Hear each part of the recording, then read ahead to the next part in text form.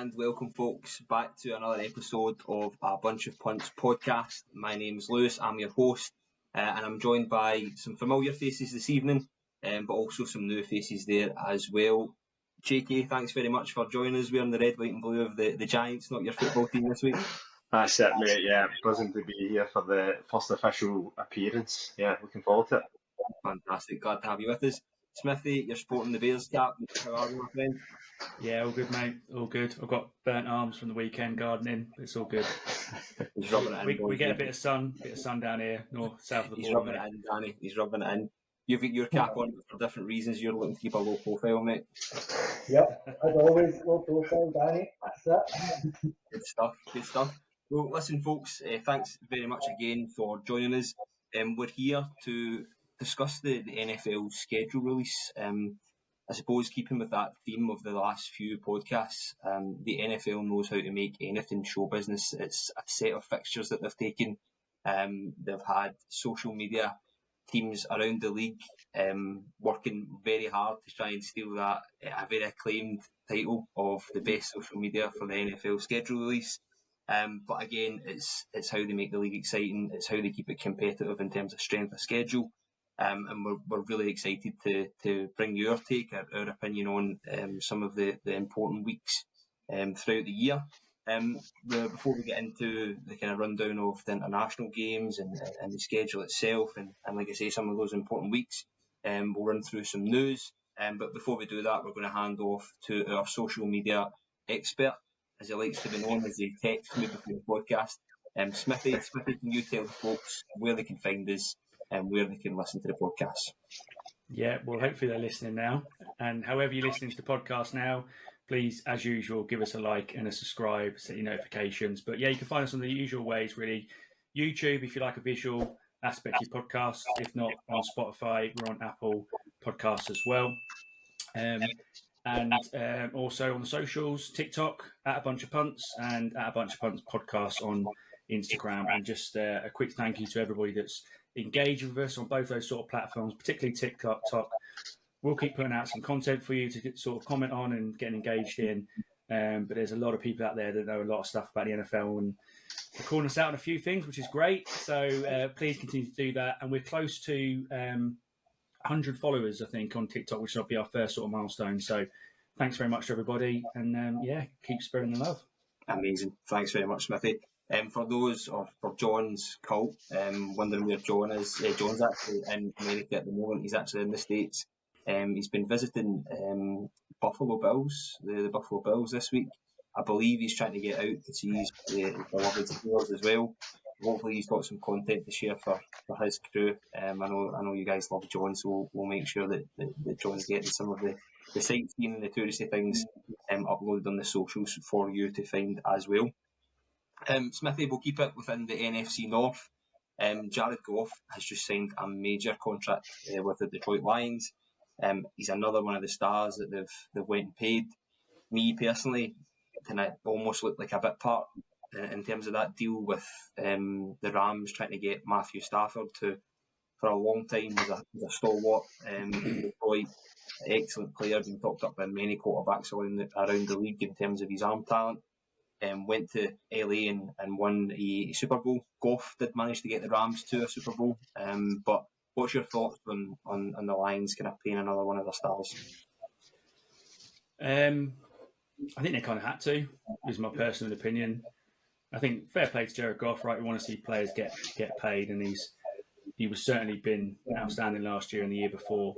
And probably has caught a lot of people off guard. And when the Bears found that trade happened, I was like, that is just a bridge at best. But he's turned it around, and that offense is firing. So, like, fair play to him to get him paid.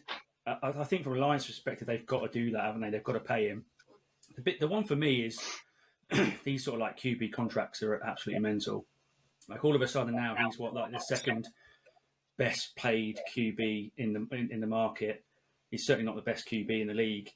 And I just think, like, where does it set the precedent for future QBs wanting to be paid? We know, like, Jordan Love's going to get a contract. There's a couple of others out there as well. I mean, are we going to suddenly see, like, Jordan Love be the best paid or second best paid, like, QB in the league? Like, that just, for me, is absolutely madness. But it seems to be the way it goes. But I don't know. I think it's a lot of money for him. Maybe they're all in on trying to win a Super Bowl, like you said, Lewis, and perhaps that'll pay off for him. But yeah, it's big money. But I just don't know where you go from it. Like you've got to pay him, haven't you, at the end of the day? Absolutely. Sorry, Danny, before you go, for me, it's definitely they've started the clock ticking on trying to win a Super Bowl. When you pay that amount of stars, that's Amon Brown. You've also had Penny Sewell as well. So a lot of money's been spent on that roster and keeping their stars, and that's what you need to do, I suppose, to win a Super Bowl. They have got some homegrown talent there as well, some people that they've brought along the way. But honestly, when you go, Danny, sorry, you can give your thoughts. I've just seen that he's got a no trade clause in his contract as well, and he's actually taking less money to get that clause in his contract, which I think is interesting because it's not necessarily guaranteeing him football, but it's guaranteeing him being in Detroit for the length of his contract. So it's been a shrewd wee move there, I think, for him, and he can obviously see that the team's going somewhere. So he's kind of saying, no, I'm putting my flag here. This is where I'm going to be. I'm going to be here for that charge. So I think it's a good thing. Absolutely. In terms of next part, has anyone seen the roast of Tom Brady? Did anybody catch that on Netflix? I watched some of it. I found it very, let's just say, cringy. I struggled to watch it. I found it difficult, but yeah, I switched it off after about half an hour. In total Tom Brady fashion, he's made a few careers there, hasn't he? A few of these comics have went absolutely wild after their performance there. But I suppose even bigger news, JK, you had the pleasure of meeting the GOAT. I did, yes. I mean, first of all, he's absolutely gorgeous in the flesh. Yeah, I've never been starstruck by a man like that before. So, but yeah, I was the same as Danzo. Watched like an hour of the roast. Like, I think only in America they can get away with something like that. But yeah, fair play to Tom Brady, because it must be tough sitting for 2.5 hours, people just taking the piss out of you for that continuous time. So yeah, by all accounts, I don't think he was too happy afterwards. I think his kids might need some emotional therapy after that, after some of the comments. But it's funnily enough, we didn't talk about that when I met him last week. It was very much a, hi, Mr. Tom, how are you? But no, it was, let's say, I don't think I would expect anything like that in the UK. It's very much American comedy, isn't it? You sometimes forget how different the comedy is here to in the UK in comparison to those in America there as well. Keeping on the kind of theme of comedy, MVS has went to the Bills. Danny, is that someone you'll be picking up in fantasy this year? Oh, definitely, mate. My first pick. I'll be doing what I've done for every other year and staying away from MVS. I say that. He's a Super Bowl champion, so fair play to Valdez Scantling. It's definitely someone that offers a threat with the speed. But yeah, he's moved to the Bills. It gives Josh Allen some sort of receiving core. Someone to throw to. Yeah, alongside Kincaid, that's probably going to be his number one target this year. He's main two. Chase Claypool went there as well, didn't he? He is, yes. It's It's picking them up, isn't they? He's absolutely buzzing. I think it's a bit of a mean machine crew that he's assembling. We'll see how they go. There's some talent there. There's definitely some talent there. Shakir's still there, Danny. He caught a few touchdowns for you, I'm sure, in fantasy last year. Do you say that again? Shakir. He did. He got a couple last year. They all, I don't know what it is. I don't know what they're trying to do, but every single one of them just seems like a speed machine. It doesn't seem as though he's got anybody there just to kind of run the reins a wee bit and make some catches. It's all just downfield, go for it kind of guys they seem to have. Absolutely. Fantastic. I suppose let's just get right into it. We're not going to run through the full schedule. We're going to assume that you've had a look at your own teams and you know who's on the horizon for you this year and which divisions you're playing across the way. But what I wanted to get from you guys was what you're looking forward to in week one. Is there a game out there that's kind of caught your eye? I think for me, I think the NFL have went week one, we're going to start with a bang and finish with a bang in week one. You get the two opening games, Ravens Chiefs Thursday, then Friday morning, Saturday morning, Packers Eagles, another cracking game, and then you finish with Rams Lions and Jets 49ers, which I think will be decent games as well. So I think they set it out nicely to say, right, we're going to start with a bang, and this is how we're going to need to carry on. Absolutely. I mean, I think Aaron Rodgers has opened that schedule. I thought there's no way they've put me in Santa Clara for the first game of the season coming off this Achilles injury. He is going to be scrambling about like no one else. When the likes of Nick Bosa and whatnot are coming after him. Smithy, have you got one game that's maybe outstanding for you?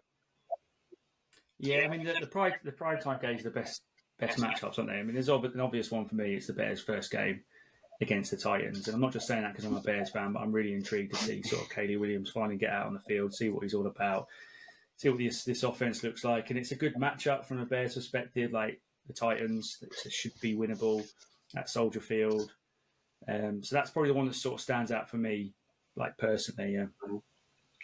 Brilliant. And what about yourself, Cheeky? Have you got one out there that's kind of piquing your fancy?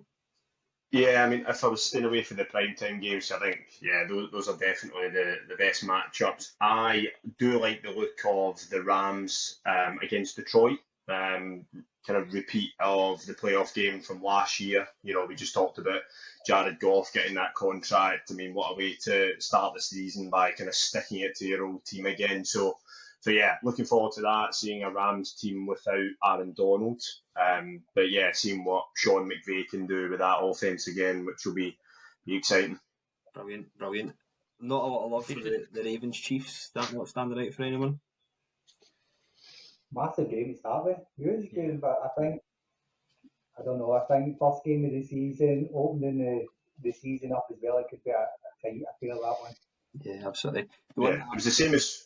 Sorry, Lewis. I was just going to say it was the same as what they did last year. You know, they gave the Chiefs a tough opening fixture when Detroit went there. So I wouldn't be surprised if we see, you know, the Ravens go in and win that game. As Danzo said, it's some way to start the season. But yeah, wouldn't be surprised if there's a Ravens win there. I think they lost the opener to Detroit last year as well, didn't they? The Chiefs. Yeah. And then were they without Kelsey for a few weeks after or a week after? I think it was that and Jones, wasn't it? Because he was still kind of holding out for his contract as well, so he missed the first few games. Absolutely. I've got one for you that no one's mentioned. I've went for the Texans Colts. CJ Stroud. I was going to say that looks decent because Anthony Richardson should be back, shouldn't he, as well? And he looked decent before he got injured. I think that could be a cracker. I mean, you think of the firepower now CJ Stroud's got, and it's a triple threat kind of wide receiver there as well as Diggs, Tank Dell, and Nico Collins. Sorry. That could be an absolute cracker. But I loved watching Anthony Richardson last year. He just threw himself into everything forward with his but he was absolutely electric there as well. But I think that's an interesting one for me. The Jets Niners one's a pretty interesting one as well. I'll spend a bit of time on that. That's probably the last place Aaron Rodgers wanted to go to. I think the NFL does not like controversy. They do not like people throwing things out there. And that's probably a bit of payback for Rodgers in terms of the off season he's had in the last few months. But no, that's the kind of standout one for me. I think would definitely be the Texans Colts there as well. I think a couple of others. Interested to see what the Chargers look like under Jim Harbaugh. It will be run heavy and stuff, but I think he's going to get off to a win there against the Raiders. And then I'm just interested to see like the new QBs and stuff and see how they get on. Like, is JJ going to start for the Vikings? How's Daniels going to look like Washington against the Bucks? It's a decent sort of matchup there as well. But there's a lot to look forward to, isn't there? Hopefully it comes around sooner. But yeah, I think Smithy makes a good point there about like there's so many I can't remember a season where there's so many potential new starters at QB. Drake May in New England, like there's probably 4 or 5 that could be easily starting week 1. So that's what's so good about the first week is literally anything could happen in any of these matchups. Like team who was the Panthers could end up, getting off to a win to start with, but unlikely, but you never know. So yeah, should be a good one. I think the other aspect of it as well, and something that we've maybe escaped us when we were talking about the draft, was just Jayden Daniels is actually going into a pretty decent offense as well when you think of the talent that's there. I mean, you've got Scary Terry and obviously Austin Eckler's come over there as well, and I think that maybe escaped us a little bit. Certainly when we were chatting on the pod about kind of people going into a decent position, or quarterback's been drafted into a decent position. But that's got an absolute that could be an absolute cracker there as well. See how he starts off. Another one that we've not mentioned, Cowboys Browns, is Tom Brady's first commentating, hosting. How do you even explain that? He's probably just going to take it over, really, to be honest with you. Wouldn't surprise me if he ends up starting for the Cowboys and starts hosting it. What's your thoughts on that? We're getting lots of Brady at the moment. Again, the NFL made such a big deal about it. Did you see that how they announced it to him? He was live on. What's he on? Is he on NBC? Is he Fox, is it? Fox. He was live on Fox, and they made a big deal about him announcing the game in front of everybody and stuff. But I don't know. Like I love seeing like ex-professionals go into sort of commentating and just getting a different aspect on how they see the game. Like I personally really loved the guy who's replaced, whose name's completely gone off. Greg Olsen.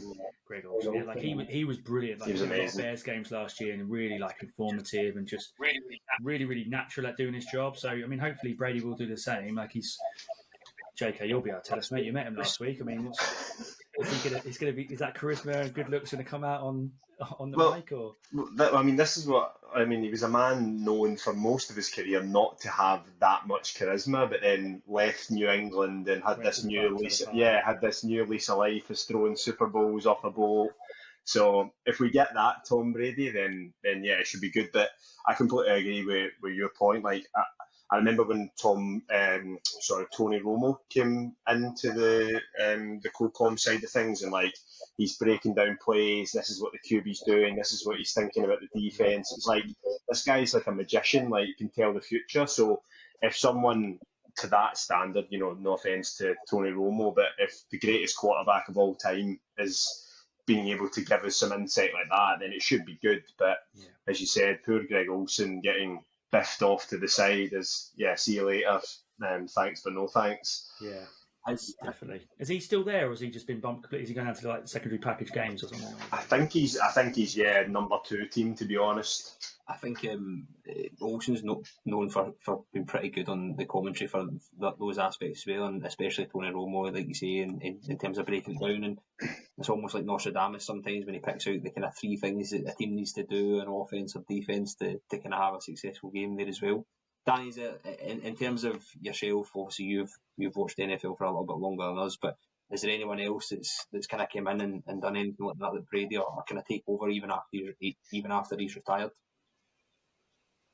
I think there's been a few over the years, but I think it's probably the more recent ones that kind of have done something a wee bit different, or they bring more of their personality along.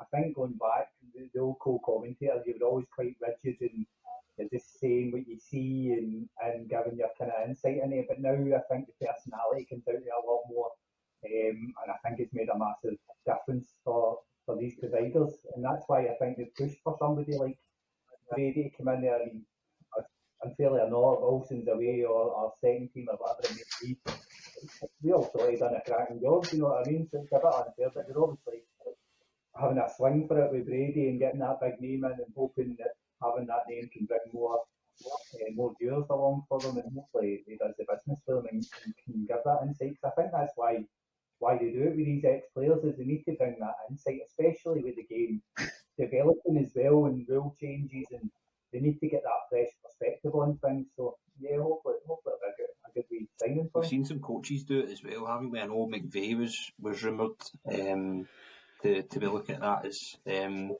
potentially an option. Do you think we'll see Bill Belichick on any games? I know he's been linked to the Pat McAfee show for some Mondays, but I think we can get someone of that calibre on to give that perspective as a coach. I watched a bit of the draft, and his analysis of the draft was absolutely unbelievable. So he's obviously treated that as if he was all in for the draft himself. But I'm just wondering if there's ever been a head coach that's done it to a really good standard as well.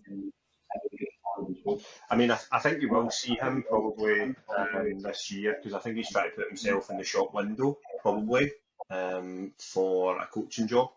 So yeah, wouldn't be surprised if he gets himself on as many broadcasts as possible. I mean, it'd be quite the trio if he joined Tom Brady on Fox. That's something I'd pay some money to listen to. Is him and Brady back together. So with Bill, it'd be interesting if they got him on. Like, I just can't imagine them doing the small talk aspect. They might be saying like give us a little breakdown of what's going on here. You know, what's the defense doing, Bill? And he'd be brilliant on that. But they'd be like Thanksgiving games. Oh, so Bill, you and the family are gonna have a bit of turkey, and he'd be like, mate, start asking me stupid questions. Do you know what I mean? I just can't imagine that aspect of him. But Jason Kelsey signed with ESPN, hasn't he, as well? Yes.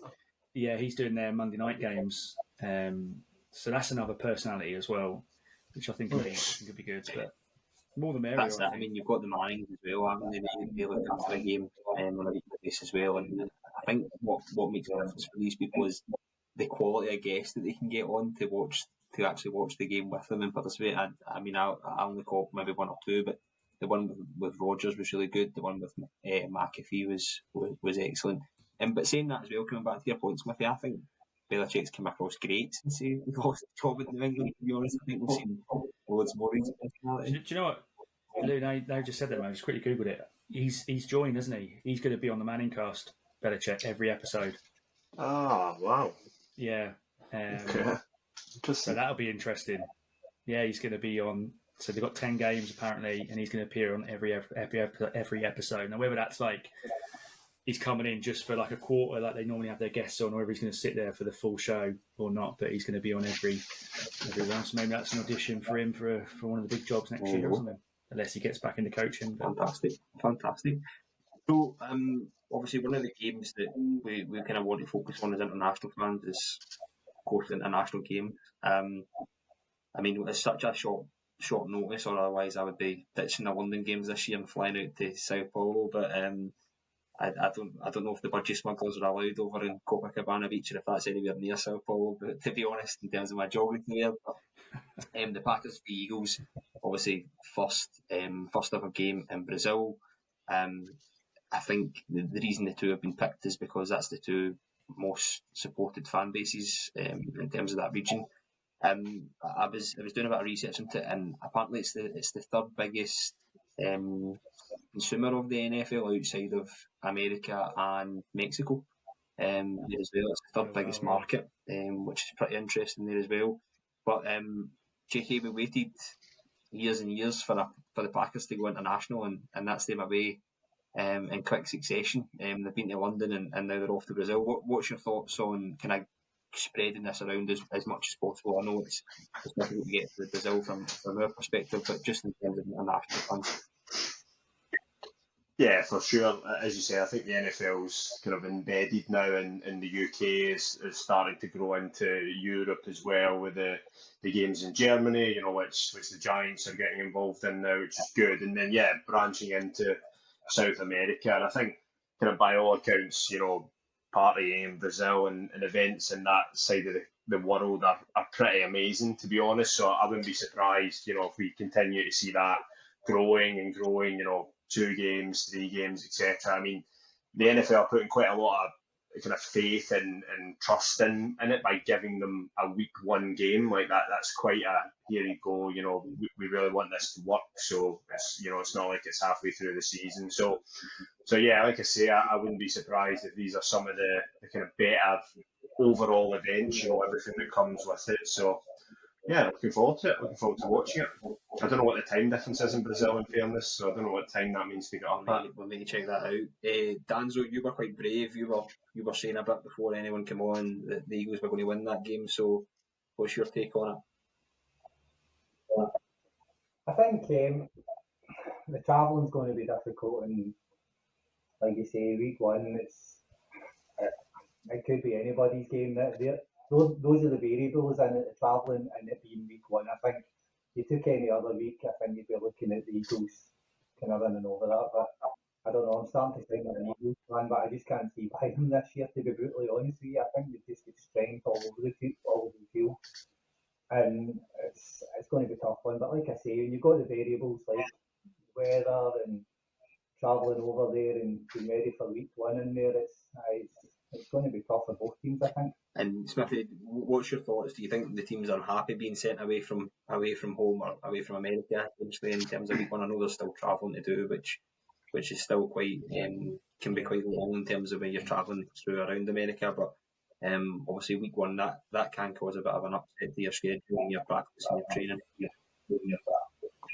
Yeah, I think it's probably expected from them. They can't get away from it now, can they? Because the NFL's just going more and more global. And I think as soon as the season extended and everyone's getting either an extra home game, it was always going to be a chance that was going to be an international game at some sort of stage. So I'd imagine if you're going to have it at the start of the season instead of maybe like week 2, week 3, and you sort of, unless you've got a bye week straight away, like I know the Bears, their bye week straight after London, which is ideal for the travelling and stuff. So I doubt the Packers bye week's week 2, is it? So the chance of they're straight back to it the following week, so that could be a tough one for them. But I just think it's expected now, and is it going to stop? They're on about adding another game, aren't they, to the regular season, and the chances are that'll be an international game as well. So maybe there'll be 2, you don't know, but. It's great for the fans anyway, isn't it? We love going to the London games, getting the opportunity to be able to see it. So, yeah, brilliant. I think it'll be a really good game. I think, like you say, it's great for Brazil. We have the first ever game, week one, massive importance, and also it's 2 teams, in my opinion, that are going to be thereabouts in terms of the Super Bowl, but certainly in the playoffs. To be honest. I think for me, again, Jordan Love's coming off a great season, and I'll probably come on to that a little bit later. But I think these numbers were the same, if not better, than Jalen Hurts last year, who's probably someone that's looked at now in terms of what easily top 10, maybe sneaking into your top 5 quarterbacks in the league potentially. And the Eagles, we need to see where they are, don't we? I know they've paid, is it Jordan Mariota, if I'm pronouncing that right. They've added, obviously, the man whose jersey you're wearing at the moment, Jordan, to their offence, who ran all over the Packers in London. They've lost big personalities in terms of Kelsey, and that's an important position to fill. They've also added, though, Vic Fangio, haven't they, as defensive coordinator, and he's like an absolute genius, mate, in terms of how the defense he runs. Got 2 first-round cornerbacks in there as well. He's going to do some exotic stuff. I mean, he's going to cause Jordan Love all sorts of problems, mate. He's going to get that wild arm out. He's throwing interceptions all over the place. It's not Justin Fields, mate. It's Jordan Love. Anyway, so we then fly from South Paulo. We fly back to London. That's home to JK. A wee bit closer to yourself, Smithy. It looks like that's the game that we're all, or the majority of us, are going to be in attendance of, the Jets Vikings. So, give us your thoughts on that. We've got Aaron Rodgers again back in London.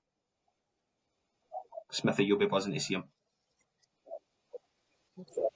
Sorry, mate. Were you asking me a question there? Sorry, I was just muting. I thought we had a bit of interference. What was the question, mate? You'll be buzzing to see Aaron Rodgers again back in London.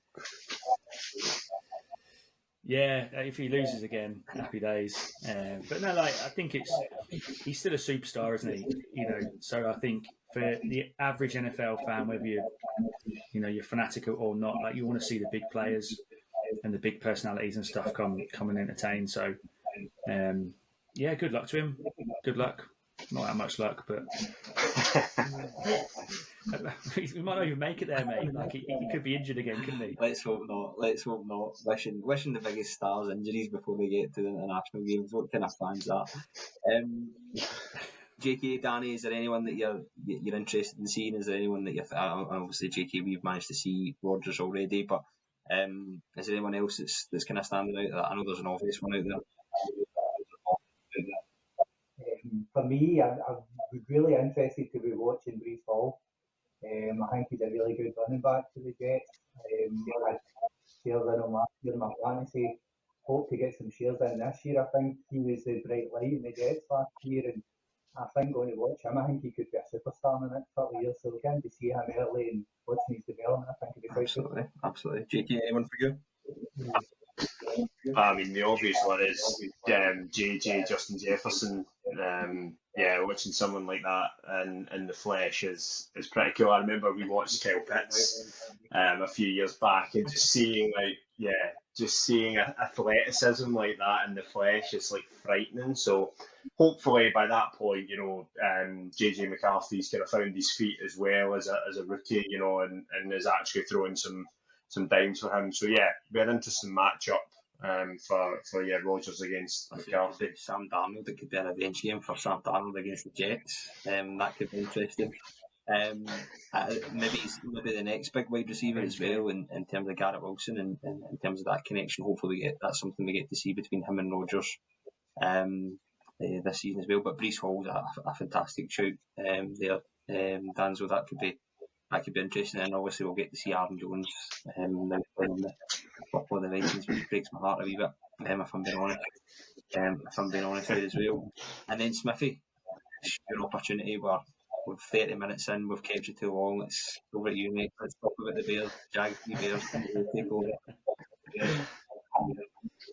Yeah, I mean, I'll be honest, it wasn't a matchup I wanted. I would have preferred to have like the Seahawks maybe out of the schedule, but the Jags are always going to get the games, and it should be a good game. Like, hopefully, the Bears will be 4 games in, so you're starting to get a little bit of momentum. You see a little bit of what Kay Williams is like, what his offense is going to be looking like, whether it's going to be as explosive everyone expects, whether it's going to be a little bit stop-starty and stuff. And I'd expect them to go and beat the Jags, to be honest with you. That's something I've marked down as a win on the schedule. But the Jags have got a brilliant record in London, haven't they? Like, they came last year with 2-0. It's a big year for Trevor Lawrence as well, to try and sort of prove that he's still what everyone thinks he's going to be. They've made some additions as well. Still not massively convinced that they're like a sort of a balanced roster, if you like, but it should still be a great game, and it's going to be a home game for the Bears. He is on the schedule, but Bears fans will be there. They'll take over 80% of the stadium, I think. So I'm really excited to be able to get there and see what. And that's awesome. That's something I think, JK, obviously we got to experience that together when the practice was night, but it's so different watching it. It's not as relaxed. Certainly when your team's getting beat and Arnold is just scrambling to throw Hail Marys, but that'll be awesome. I'm buzzing for you this year, mate. Even though you're a Bears man, that'll be absolutely fantastic there as well. But it's the battle of the number 1 picks. That's I'm going to draw that up. Yeah. Trevor Lawrence is an exciting talent still. I know there's been some rumours, and we've spoken about his contract, but apparently that'll be under him being Jared Goff's contract, I believe, as well. And in terms of what the Jags think of him, because they are now putting in a as well. Is there anyone other than Caleb Williams that you're excited to see, Smithy? The whole offense, to be honest with you, Roman didn't say it'd be great. I want to see what Keenan Allen looks like, and the defense as well. To be fair, like, they finished the season so well last year. If they can pick up where they left off, it should be a really interesting game on both sides of the ball. So, I mean, I could talk about the Bears all day, mate, to be honest with you. But I'm really excited to just seeing that the whole team. There's a big feel about it this year. So yeah, what about you, mate? Are you excited to see the Bears? I mean, somebody's got to come over and play, haven't they? Someone's got to come over and play. No, that's not good. Again, it's one that I'm hoping to get to. And I say I'm hoping to get to the flights about, so I'll be there. All going well. It's good. It's good to see different players and different talents. I think I spoke to you about that a few weeks ago about the athleticism, and that's what stands out massively for me. In terms of when you're watching these games and whatnot, but I think in terms of the opportunity to see different franchises, different fan bases, that's what's really cool. I mean, me and JK absolutely loved the Bills fan base last year. That was absolutely excellent. Paid actors was the phrase that was thrown around. We'll speak about that one off air. But listen, it's always good. It's always good to see different talent there, and I think that's for fan bases and the players themselves as well. I think the obvious one in terms of the Jags is can Trevor Lawrence take that next step, and that's something I'll come on to in terms of my own thoughts later as well. But I think that's got the potential to be another cracking game, and it kind of brings me on nicely to the next point I was going to make. The Jags stay in London, they play the Patriots, which will be insane. I think that'll be fantastic at Wembley. But Danny, in terms of your opinion, does that give the Jags a bit of an advantage staying in London that week and kind of playing the two home games, or playing the two games? Sorry. Definitely. I think they said that last year when they were over. I think they'd done 3 weeks last year, close to 3 weeks, by the time it was all told, and I think it had a massive difference for them.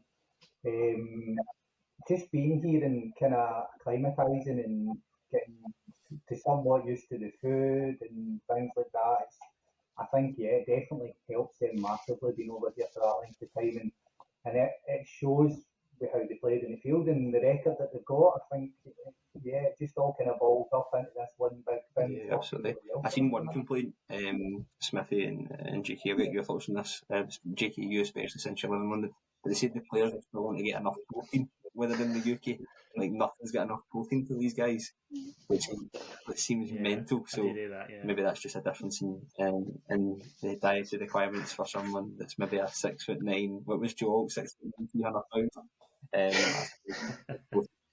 Yeah, I think their protein intake's significantly higher than probably the average Londoner, to be honest, mate. So yeah, not surprised. Was that we can't get enough protein? Mad. I mean, the Patriots, obviously, I know they've played in London before. Obviously, I was speaking to one of our friends, DD. He's a massive Patriots fan. He's hoping to get down as well for the game at Wembley, but it doesn't seem like the same Patriots anymore, doesn't it? It's not really a name that kind of strikes fear into teams.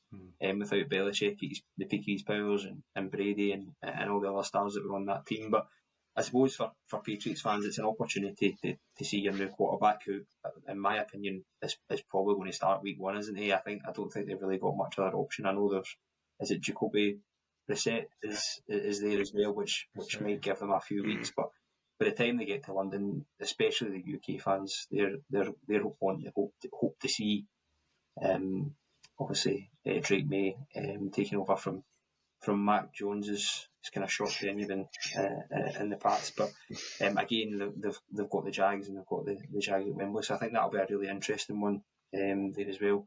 What's your thoughts on Drake May, just pretty generally in terms of I know Danzo and Smithy, you've gave your thoughts when we done the draft, but GK, what's your thoughts in terms of the new Patriots quarterback?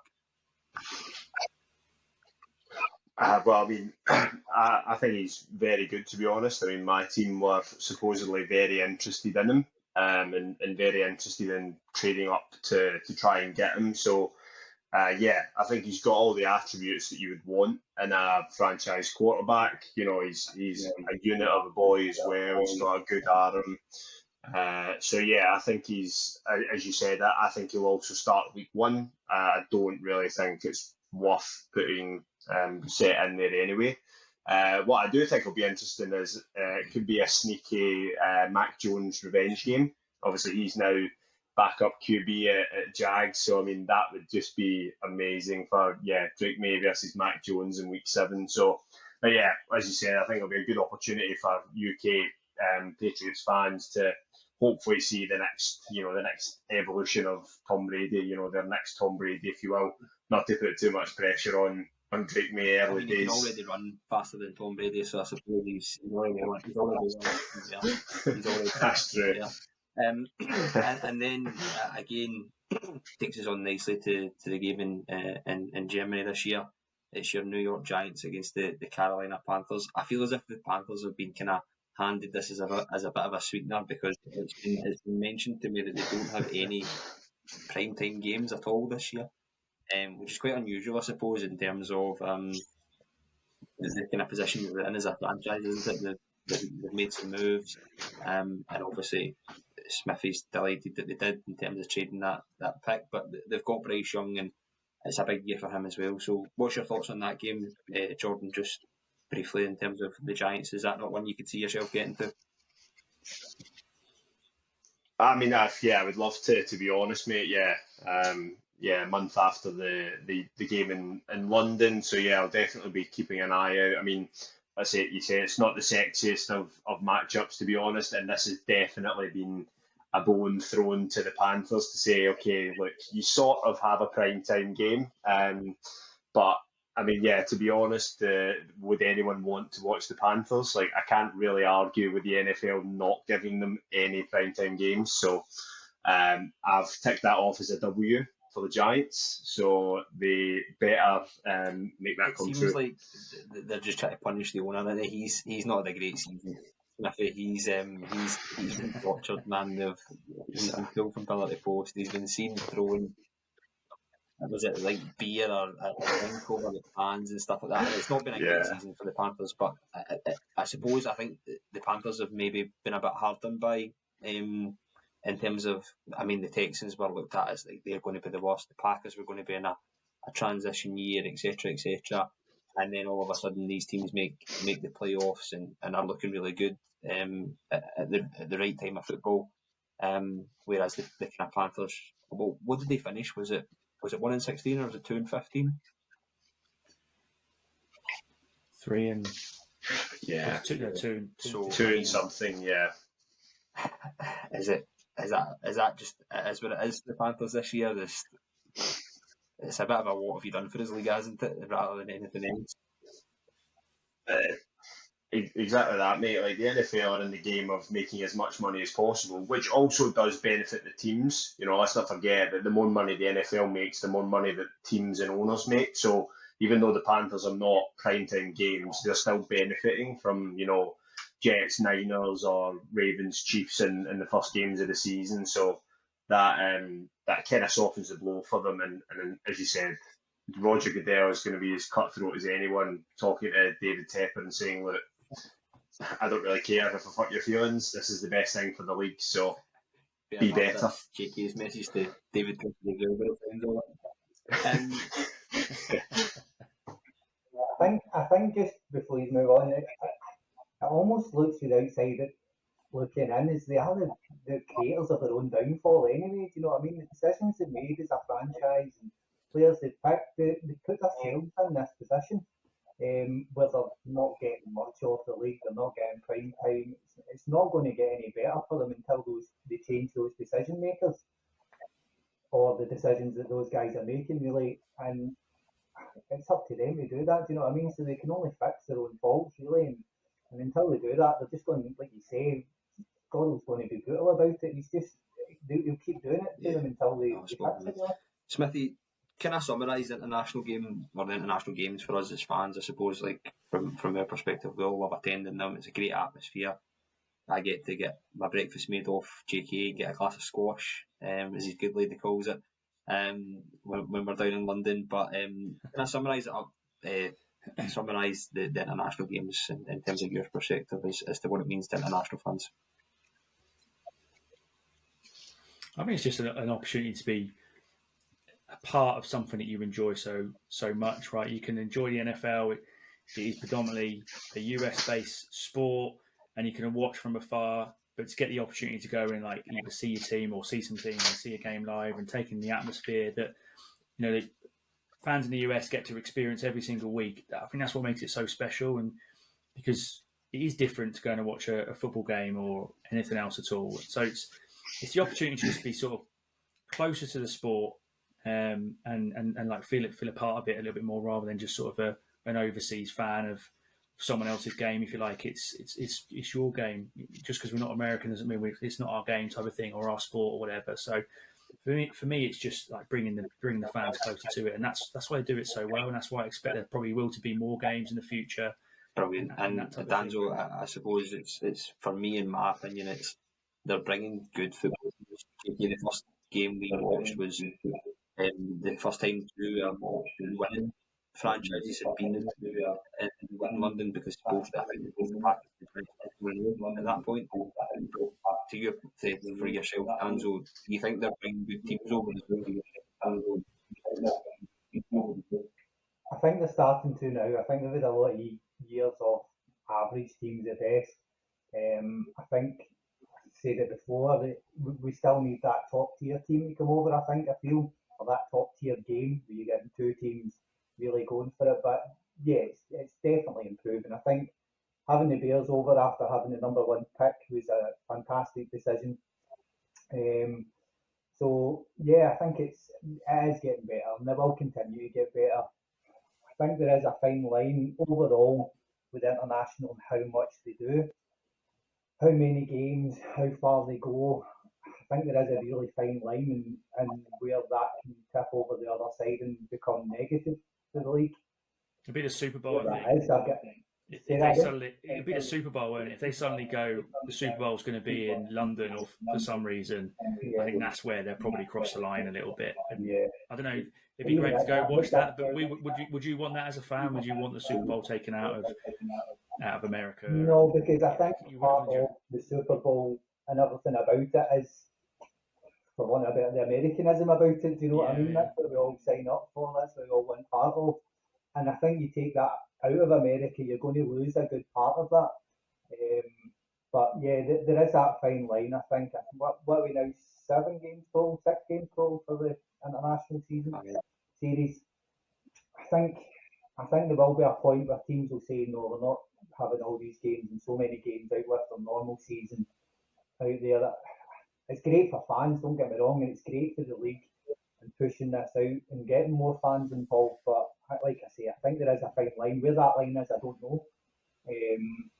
But I think there is a line there, and I don't know, could we be coming close to it? And London, having 3 in London is amazing. We've got two in Germany now, 1 in Brazil. I think if they start pushing more countries in, more teams going out with, unless they just said 1 week, there's 1 week, right, we've got 16 games, 1 week that fall out America. I don't know if that might be a way of doing it, but it's working just now. It's obviously growing, but like I said, there is a line on that, and it's where that line is. Hopefully they find it. We're conscious of fans that actually support the teams back in America lose a home game. You know, if you were going to Chicago, you could have booked your holidays from Chicago this year, so if then find out the Bears are in London, you'd be pissed. And from that perspective, a Bears fan that goes and watches them in Chicago, they lose out on a home game that they'd be expecting to go see there as well. Danny, you're a big fan of Thanksgiving. You've agreed to have us all on Thanksgiving this year. To watch the games at yours. Unbelievable games as well. The Cowboys Giants, Packers Dolphins, and then the Lions and Bears. So Miguel, come back to yourself. Cowboys vs the Giants. Going to be an outstanding matchup. I heard that would have a wee nugget for us in terms of that game and what it does.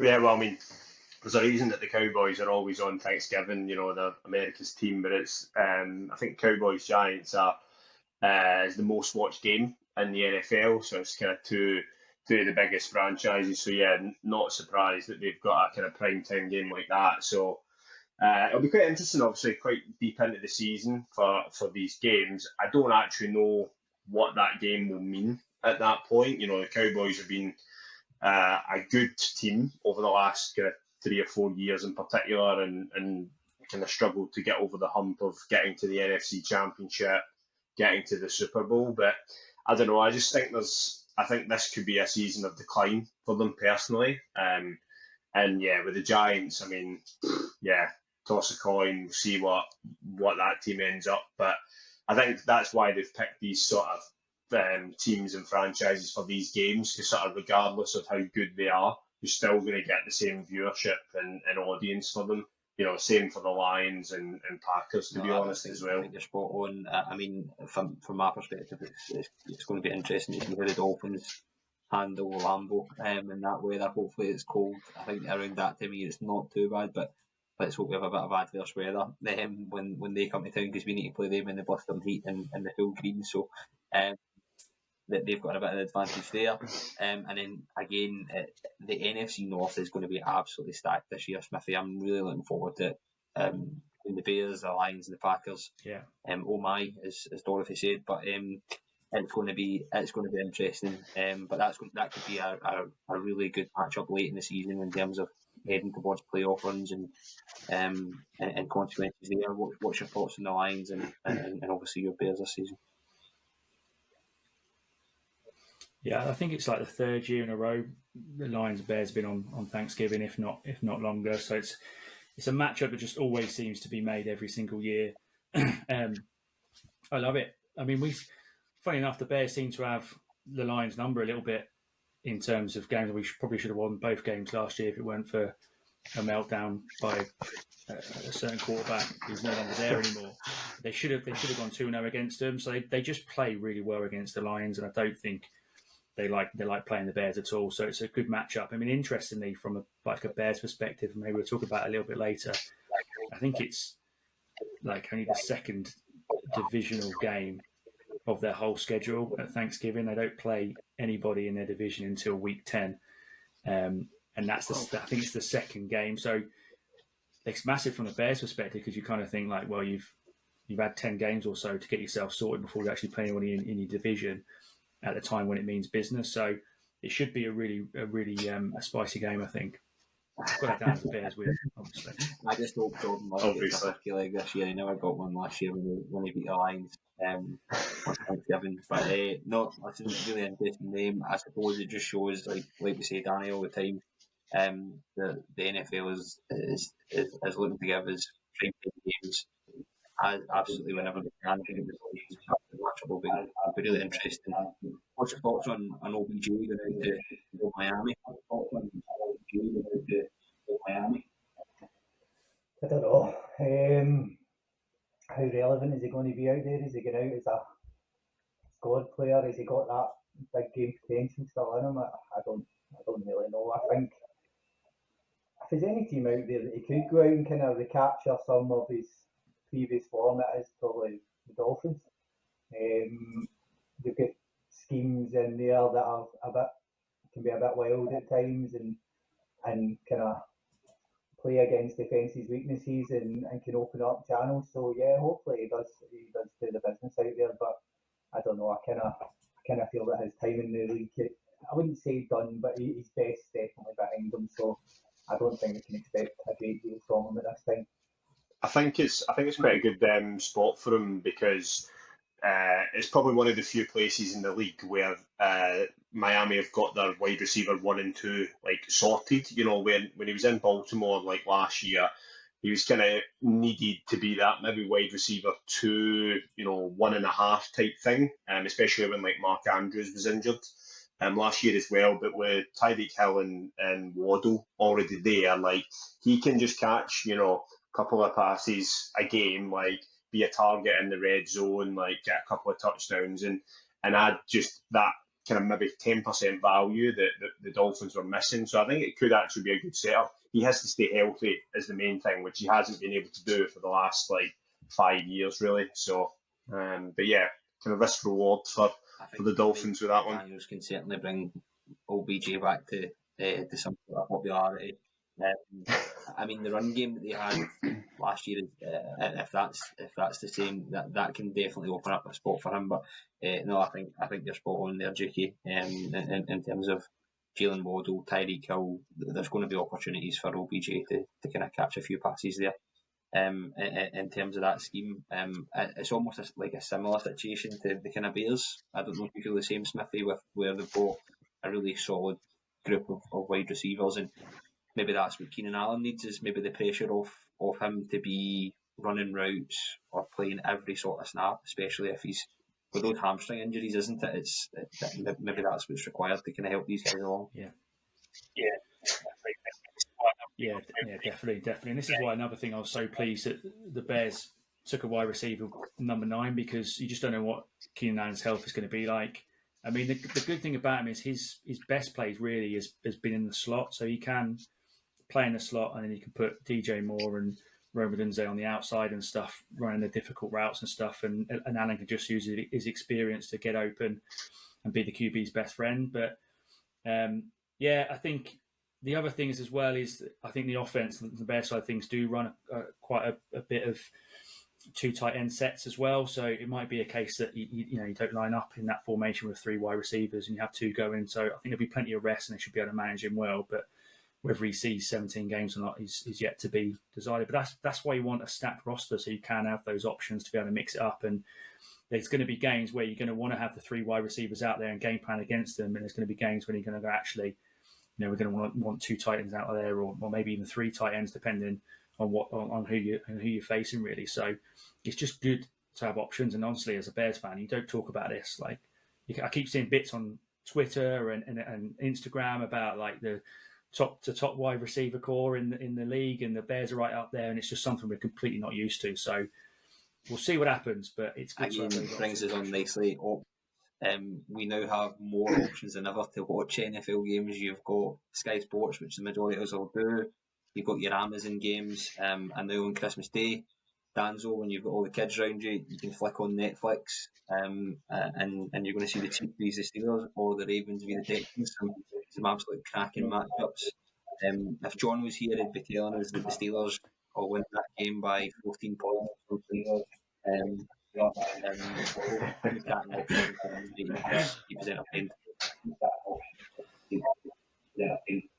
Yeah, definitely. I was quite surprised to see that Netflix had it and kind of going into that kind of sphere of sports and especially at that time of year. But I really hope they come with something different in their kind of production. I think if they went along the lines of what traditional sports channels are, I don't think they're going to, is Netflix the only place that these games are going to be shown on Christmas Day? Yes, it's going to be a tough one. They need to do something with their production, hopefully something a wee bit different. I'm not saying let's go all Nickelodeon sliming people, but yeah, something a wee bit different would be good for Netflix. And yeah, it's massive for them. It's massive that the league's done that for such a time period. I mean, obviously Christmas, it's massive watching figures that they get at that time of year. A lot of people are off, things like that. So to put that onto Netflix, I think is huge for the league. But hopefully they pull it off. And like I say, a wee bit something different would be nice for them. If that's the games that they've got on that one day, let's see them go and smash out. Absolutely, yeah, that's the only way that I watch a game, if it's on the Nickelodeon one as well. So hopefully they've got something similar. I mean, we've kind of chatted through quite a bit about the schedule, and I'm conscious of time because there's a few things that we want to get to. But obviously, Smithy, I think it was yourself that brought it up earlier that there's potential for an extra game to be added in. I think that sounds great from a fan's perspective. I've seen a few takes on it from the players there as well, but I think there is some options for how they can do that. I've seen that they wanted like a break in the season if it was going to go to 18 games, where after week 9 every team was off and you've got a full week to reset. Because some of these games, when you think about it now, they've almost got a game on every day now. I think at certain parts of the season you will get a game Thursday, Friday, Saturday, Sunday, Monday, potentially. I don't think the college football will be too happy about that, to be honest. There as well, but it's such a quick turnaround for some of these teams if you're playing Sunday and then Thursday night, etc., etc. What's your thoughts on that then? If they were to move to 18 games, can you see it happening first and foremost? And then again, your thoughts on the quick turnarounds for teams? I think it happens 100%. It's too much for money making. I mean, look how much we're talking about the NFL in the off season when they're not even playing a game for another 4 months or whatever. So I can probably expect it will happen, and there'll be some agreement with the teams, whether it be a mid-season break or whatever, or they have 2 bye weeks, something along those sort of lines. I don't know, but I think JK made the point around it's all about money, and Roger Goodell is. I mean, he markets the product so ridiculously well, So I can only imagine that is what is going to happen. They'll extend the season somehow, but it's going to take its toll on the players as well. Like they're so big into player safety and that type of thing. I think like there's some teams playing 3 games in 10 days, which is just absolutely bonkers. If you're playing Monday night, Saturday night, Thursday, Monday night, Sunday, Thursday, whatever, it's just too much, so they've got to try and manage that as well. But I do expect they'll go and extend the season at some stage because as fans, we crave the NFL, don't we? So they're going to give us what they want at some sort of stage, and they'll make it work with the teams and the owners in terms of how they increase the salary cap. Just pay these guys millions. Yeah. Stick an extra game in, just bump the salary cap up an extra 50 mil or something. What's that to the NFL? Buttons. Just again, conscious of time. Schedule release, pretty famous around the NFL, where the social media teams are absolutely after the Chargers. It seems to be the Chargers are the kingpin here. Did any of you catch the schedule release videos around the league? I mean, you took the one that I was just going to say. I mean, there's a reason why people talk about the Chargers, because whether you love it or hate it, like, you always talk about it. It is just so good the way they do it. So fair play to them. The Easter egg they had that if you scanned the QR code in it. Man. Was there any caught your eyes, man? I'll tell you. Yeah, there was a couple that were really good. The one I only just saw recently was the Rams one. Did you see the Rams one? Sean McVay? Yeah. Sean McVay, yeah. Basically, instead of them, like, he was asking him questions, and it'd be like, oh, last time you played the Dolphins, what's the name scored this touchdown? What was the play? And he just recalls the play like that. And they asked him, like, obviously 17 questions around, like, different types of teams, and that's how they announced which teams he's playing. But the recall he had, it was just absolutely incredible. You think that guy he's intense, isn't he? If you haven't watched it, just watch it, because it's just like it's insane. Mind blowing. What about yourself, Danzo? Was there one that kind of stood out for you? I only watched maybe half a dozen or so. The Chargers one definitely is up there. It's just they're just so dry with it, and I think they just the wee poker was out just doing wee bits, but yeah, I really enjoyed theirs, and yeah, that was a highlight. I thought the Packers one was pretty poor, but they had Big Cat in it, just like shouting obscenities about the Packers, which I thought was pretty good. But I mean, that's it. They're all out there to kind of, I think, almost steal that crown from the Chargers. It feels like the Chargers have just got free rein. I was like, no one probably checks that social media department, because some of the things they say to people on social media is bonkers. Did you see what they had at the end? Did you see the end of the video? They had Harrison Butler on there in the picture and stuff. Like a ridiculous speech about how happy his wife is and stuff. Stuff they get away with. Love is loving all the rest of it. So, JK, back to you, mate. You're on for a reason this week tactically. Great shout by myself. The Giants have been picked in the Hard Knocks series this year. What's your thoughts?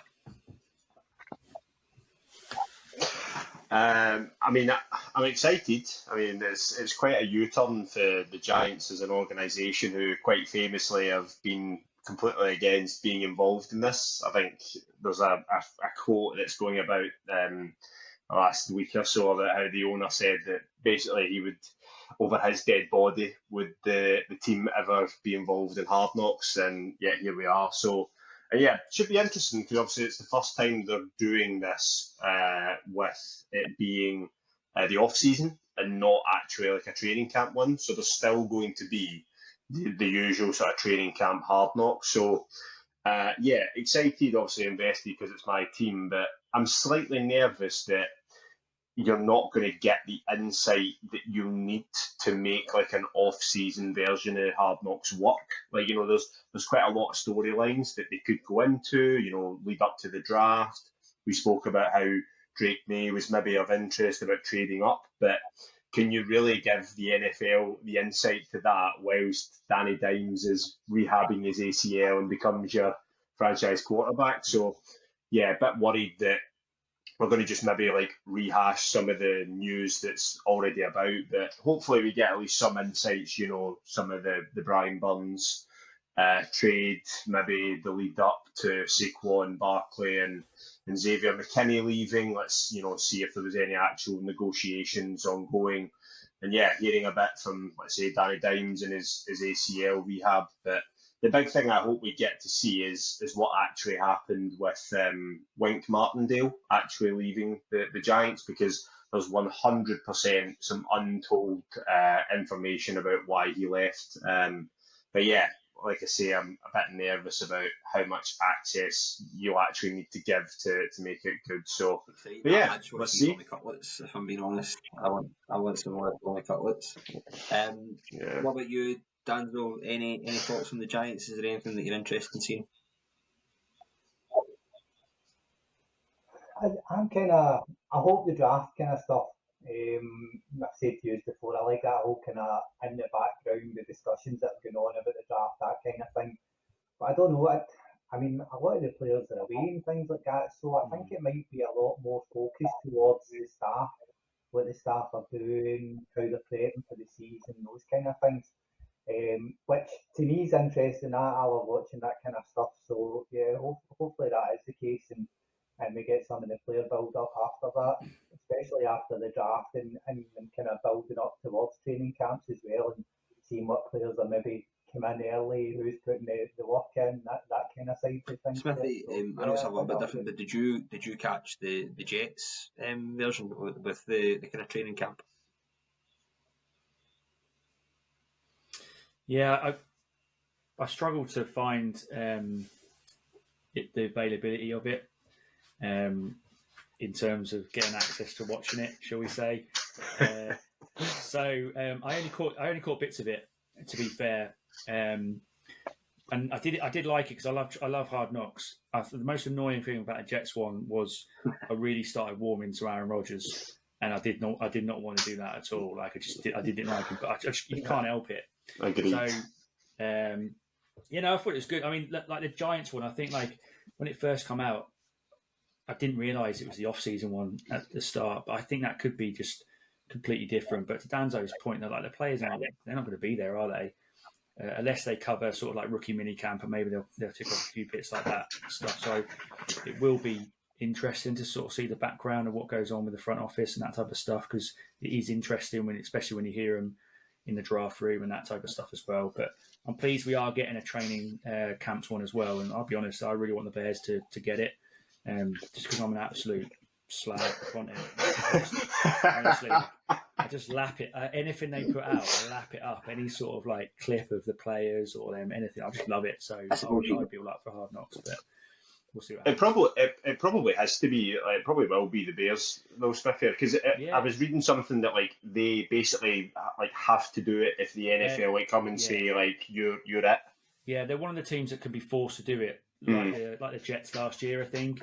Yeah, but I think the McCaskey family they hold quite a bit of weight as being like old school owners and stuff. So they don't want to be like the Giants. They just don't want to do it. But I think like there's almost like this new Bears where the president that's come in from the Big Ten and stuff, he's all about like, expanding and rebranding the Bears, because you've got Caleb Williams coming in. So there's loads of like hype, and it's the right time. If you're going to do Hard Knocks, do it now, because it's the right time to do it. And someone like Caleb Williams, it's a brilliant opportunity to go and like showcase your talent and your personalities so I really hope the Bears do get it, and I'm pretty sure they're going to get it this year. So you kind of mixed my point there, because, like I say, I think is that maybe an opportunity, JK, for Danny Dimes to kind of show a bit of personality and show that, because he doesn't do that, isn't he? Social media, he's pretty quiet for a quarterback in New York. I mean, you look across to the Jets, and it's like Rodgers will just open his mouth or say anything or go and sit in a dark room for 2 weeks or whatever it might be. But is that an opportunity for him to kind of turn things around a little bit in New York for him?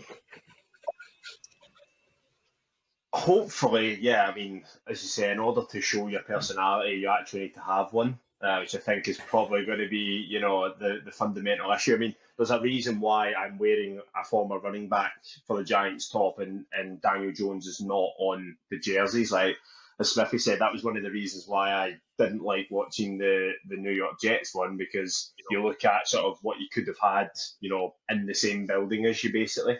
But yeah, let's see. Like you say, away from camp, away from the kind of team doing his own rehab. It'll be interesting to see how he lives his life, and like you say, whether it is maybe tempered down a little bit for the cameras, or what he's like around family and friends, etc. I think he needs that if he's going to win over the fan base, because at the minute I'd probably say it's 50-50 split between whether he's actually the man to take us on beyond probably this season. I know we joke about Tommy DeVito, but just like what a few weeks of someone with a bit of personality and a bit of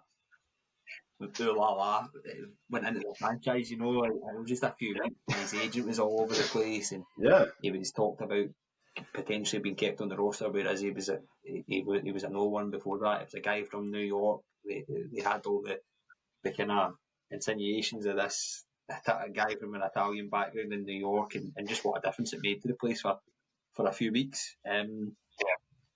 Brilliant. Listen, that was interesting. I'm really looking forward to watching that as well.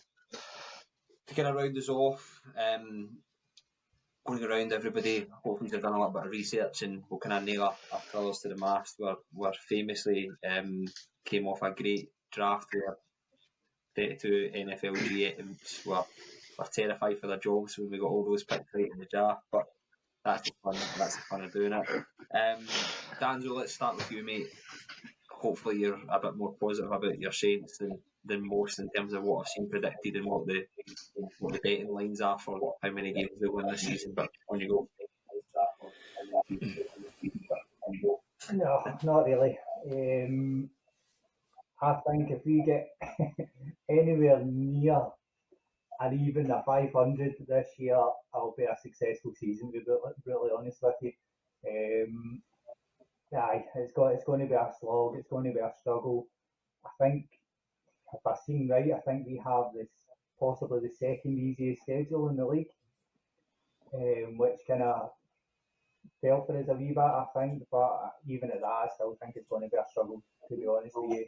I don't see a great deal points-wise offensively, not consistently anyway, not week on week, but not 20 plus points. I think it'll be a struggle. So if we can get to an even split, close to a winning season, you're hoping for a kind of 8-9, 9-8 kind of scenario for your Saints. Perfect. Smithy, come to you, mate. What about the Bears? Can't wait for this one. 17-0, mate. No, look, I'll be honest with you. Like, I said it to you earlier, and you probably haven't seen their schedule. Like, you probably couldn't have scripted a better schedule for a rookie quarterback, because it is literally split in two. You don't play a divisional rival until week 11, and you're starting off with a pretty good run against the Titans. You then obviously go to the Texans. You got the Colts. And then you got the Rams after that. So that, you're kind of hoping you're 2-2 after sort of 4. After that, there is a little. Honestly, you can talk yourself into a run of about 7 wins. Like honestly, like if you think of the teams they're playing, and then you go into the toughest part when you've got all your divisional games, plus the 49ers, plus the Seahawks. So you could end up being, 9-8 or 10-7 is probably what I think we're going to be at, but. You just don't know, like, if the first part of the season goes really well and you go into those divisional games, like, with a bit of steam behind you, who knows what can happen. Tell you what's really interesting, just one point, is like Caleb Williams, it's obviously talked about, got all this hype and everything. If you just look at the quarterbacks he's facing this year, he's got such an opportunity to go and put his stamp as one of these, like, new up-and-coming quarterbacks, because he's facing all of the quarterbacks from last year in terms of CJ Stroud, Richardson, Will Levis, Bryce Young. This year he's facing obviously JJ McCarthy maybe twice. He's playing Drake May. He's also got Jordan Love obviously there. He's got Trevor Lawrence there. So he's playing all these sort of quarterbacks that you think, like, if you are who you think you're going to be and everyone thinks you be, what an opportunity for this year to sort of look back and go, well, yeah, he looks like a guy, like he's beating all these other guys around him. So, but I would probably say 9-8, 10-7. 10-7, I think I'd be happy with. Well, I'd be buzzing with. I'll be honest with you. I'd be happy with that. GP, what about the Giants? What did you mean? Well, I'm probably more aligned with Danny on my feeling towards the Giants. I reckon we're probably somewhere around 500 would be amazing. I reckon we're going to go 7-10, potentially, 6-11, to be honest. I mean, the division we're in kind of kills us right away. You've got the Eagles and the Cowboys, who are kind of consistently one of the best teams and two of the best teams in the NFC. So that's, lucky if you can scrape a win in 4 games there. You've got Jaden Daniels now coming to Washington. As you said earlier, he's actually in a pretty good situation for him to hit the ground running. And then you get to play the AFC North. You've got the Bengals with Joe Burrow coming back. You've got Lamar Jackson coming to MetLife. You're playing the Steelers and the Browns. So there's not really a run of games, to Smithy's point of, I don't really see a run of games where the Giants build up some momentum. We might, let's say, scrape a win against the Panthers and, the odd win here and there. So I think the big thing for the Giants is really assessing whether Daniel Jones is actually going to be the quarterback, to be honest. I think the defence will make a step up with Brian Burns coming on board, Kayvon Thibodeau and Dexter Lawrence on that front line. Like, that's a pretty good defensive line, but basically everybody else is pretty crap, to be honest. So yeah, let's see Malik Neighbours ball out a little bit. That'll be a successful season if he's who we think he's going to be. And then for myself, for the Packers, go for it then. The Packers. I've talked myself into 12-5 or 10-7, so that I'm floating about there. I'll go middle of the road, 11-6. First and foremost, I need to caveat that with the Packers have got, I think, the hardest schedule. I think it is the hardest in terms of, I think it's the toughest schedule in the NFC North. It's probably more accurate, but it's a pretty tough schedule. I think it's up there within the top 3 or 4. Very few people thought Jordan Love was going to be good last season. I told you he was going to have 32 touchdowns, second most in the league. And he got better as the season went on, and I think that's really good. I think that gives you some kind of optimism for going into this season in terms of what is going to be a tough NFC North. I think the receiver group that he's got, being young, kind of that opportunity to grow together. I believe it's the cheapest as well. I think in terms of salary cap, I think it was something around 11 million. Which means that there's flexibility and there's options there to kind of keep those guys and have them go together. I think the change at defensive coordinator in terms of bringing Jeff Hadley in and adding some of the stars, obviously McKinney coming over from the Giants is going to be really exciting. I mean, he's the highest paid at his position. I'm forgetting that we've brought on Josh Jacobs again, which gives the offense a bit of a boost. Although those 30 seconds in my life where we had Josh Jacobs and Aaron Jones. So I think there's a lot of optimism there, but the NFC North is going to be as strong as it has been for quite some time. The only thing that kind of keeps me grounded here is progression for me is not always linear. It doesn't mean because you had a good season last season that you're going to go and better that again. But Jordan Love's going to be paid a lot of money based on some of these contracts that are coming out. So again, if he's going to make that step up, then he's got my backing. The win total for the Packers from the bookmakers is over 9.5 wins. They've got the line at, so I don't think I'm too far off saying between that kind of 10-7 and 12-5.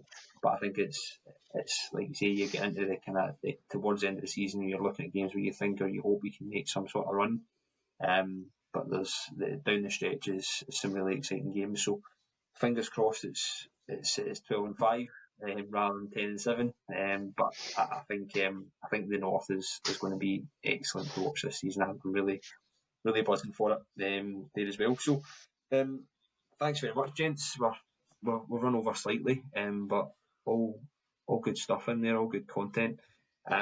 Again, just a thank you to everyone that's commented on YouTube. We've received a few comments on YouTube, a lot more views, there's been some comments added to the Spotify, which has been absolutely brilliant, and some more ratings on the Apple podcast as well. So thanks very much for everyone that interacts. Smithy, you're doing a fantastic job with the TikTok, mate. The likes are flying through the roof for all these memes that you've got flying around there as well. JK, thanks very much for joining us on your first your first official podcast, mate. Been really good having you. And D'Angelo, thanks for pulling it all together, mate. Really appreciate everything you do for us as well. So, Smithy, I suppose I've rounded up everyone where they can find us, but we'll throw some graphics up there. We'll throw some a graphic up there so you know where to find us. And again, gents, thanks very much for your time.